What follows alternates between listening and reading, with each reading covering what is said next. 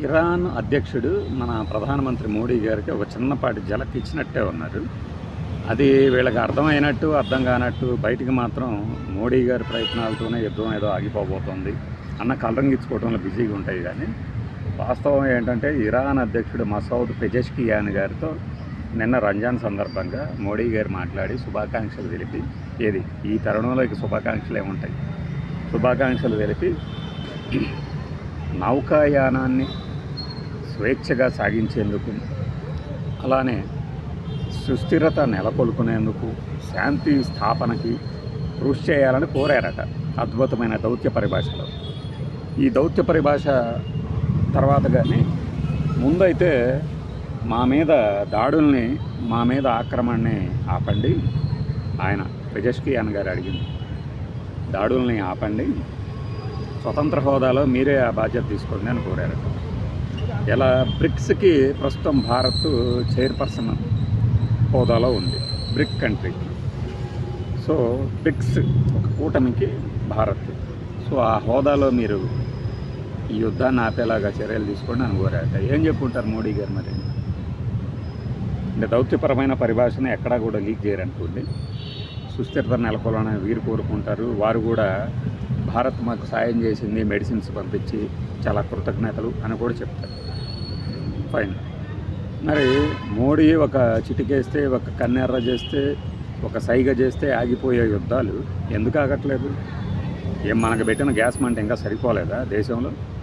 జాతి ఇంధన భద్రతే పరమార్థంగా మనం పాలసీలు రూపొందించుకున్నాం కదా, ఏ దేశం నుంచి అయినా కొంటాము సహజ వాయువు అని. మరి జాతి భద్రతే, భారతీయులు ఆల్రెడీ ఒక 7-8 మంది చనిపోయినట్టు డేటా ఏమంటారు, అఫీషియల్ డేటానే చెప్తున్నారు. యుద్ధం ప్రారంభమైన తర్వాత యుద్ధంతోనే చనిపోయిన వాళ్ళ భారతీయులు. మరి ఇంకా ఎంతమంది చనిపోవాలి? దేశంలో గ్యాస్ మంట పెట్టి ఎన్ని షాపులు మూసేసారో తెలుసా? ఆహార షాపులు అంటే హోటళ్ళు. అంటే ఈ మంట ఇంకా రగులుతూనే ఉండాలి. కన్నెర్ర ఎందుకు చేయలేదు మోడీ గారు? ఒక సైగ ఎందుకు చేయలేదు? ఆయన ఒక మాట మాట్లాడితే, ఒక ఫోన్ కాల్ చేస్తే ఆగుద్ది అంటున్నారు కదా, ఎందుకు మాగట్లేదు మరి? ఈ భజనలు గట్టి పెడితే నిన్న నాకు తెలిసి ఇరాన్ ప్రెసిడెంట్ గారు ఇచ్చిన ఝలక్కి ఏం చెప్తారు? బ్రిక్స్ హోదాలో నేను ఆపగలను అని మీరు అంటున్నారు, కానీ అంత సినిమా లేదు అని చెప్తారా? ట్రంప్కి ఇంకొకళ్ళు చెప్తే ఆగుతాడా? నెతన్యాహుని కౌగలించుకొని వచ్చాం కదా మనం, ది మోడీ హగ్ అంటూ ఆయన కంటి తడిపెట్టారు కదా. ఒక్క మోడీ ఆలింగనంతోనే ఎందుకు ఇలా కదిలిపోయాడు ఈయన, ఇజ్రాయిల్ ఆయన అని. ఇది బ్రదర్ మోడీ హగ్, దాని గురించి కూడా ప్రస్తావనలు వస్తాయి. మీరు వచ్చిన దాకా యుద్ధం ప్రారంభం కాలేదు. ఓవైసీ గారు చెప్పారు, మోడీ గారు ఇటు రాగానే అటు యుద్ధం ప్రారంభం అవుతుందని. అయిందిగా ఒక్క రోజులోనే. దానికి దీనికి సంబంధం లేదని ఇరాన్ వాళ్ళు కానీ, ఇక్కడ ఇండియా వాళ్ళు కానీ చెప్తే చెప్పొచ్చు, ఇజ్రాయెల్ వాళ్ళు చెప్తే చెప్పొచ్చు, కానీ ఆ టైమింగ్ని ఎవరైనా ఎలా మర్చిపోతారు? యుద్ధం మరి ఎందుకు ఆపదు భారత్ చేతిలో ఏదీ లేదు అని ఖరాఖండిగా చెప్పాలా, ఓపెన్గా చెప్పాలా. మేము పశ్చిమాసియాలో కాదు, మిడిల్ ఈస్ట్లో కాదు, ఎక్కడా కూడా యుద్ధాన్ని మేము ప్రోత్సహించము, యుద్ధానికి మేము బద్దులం కాదు, యుద్ధం వద్దు అని చెప్పగలిగి ఉండాలి ట్రంప్కి. కానీ ఇప్పుడు శ్రీలంక చూడండి, ఎంత చిన్న దేశం.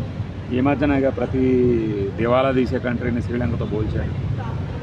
ఆ శ్రీలంక నాకు ఇక్కడ స్థావరం కావాలి, నేను ఇక్కడ ఫ్యూయల్ నింపుకుంటాను అంటే శ్రీలంకలో అమెరికా కుదరదు పో అన్నదన్నమాట.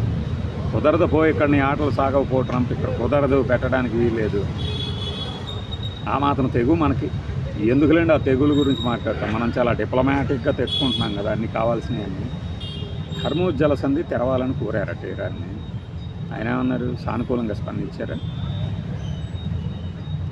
మిడిల్ ఈస్ట్ వార్లో ముఖ్యంగా నష్టపోతుంది అక్కడ దేశాలతో పాటు భారత్ కూడా. ఎందుకు? Gas, petrol, crude oil, fertilizers అన్నీ మనం దిగుమతి చేసుకుంటున్నాం. అన్నిటికీ రష్యా, చైనా, సౌదీ, గల్ఫ్ వీటి మీద ఆధారపడుతున్నాం. ఏం చేస్తాం? దిగుమతుల్లో రంగం మనది. ఎగుమతి ఓరియంటెడ్ కాదు, ఎక్స్పోర్ట్ ఓరియంటెడ్ ఎకానమీ కాదు మనం. మరి ఈ తరుణంలో మనం ఒక కన్నెర్ర చేస్తానో, ఒక చిటికేస్తానో యుద్ధాలు ఆగిపోయే పరిస్థితి ఉంటే ట్రంప్ పరిస్థితి ఏంది మరి? ఈ విషయం ట్రంప్కి తెలిస్తే పోయి ఇండియాని అడగండి, ఆపుద్దేమోనని.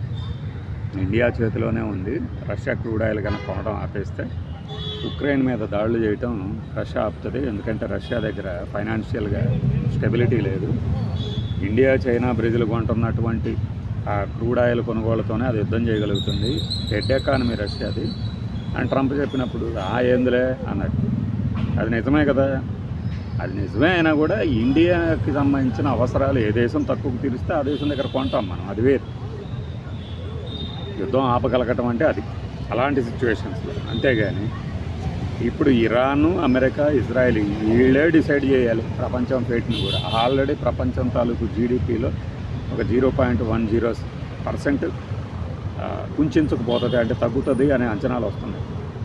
ఈ క్రమంలో మనవాడేమో వెళ్ళిపోయి ఎలివేషన్లు వేసుకుంటే అసలు మోడీ గారు ఏం ఆలోచిస్తున్నారంటే ఒక ఎలివేషను అవసరమైంది అసలు.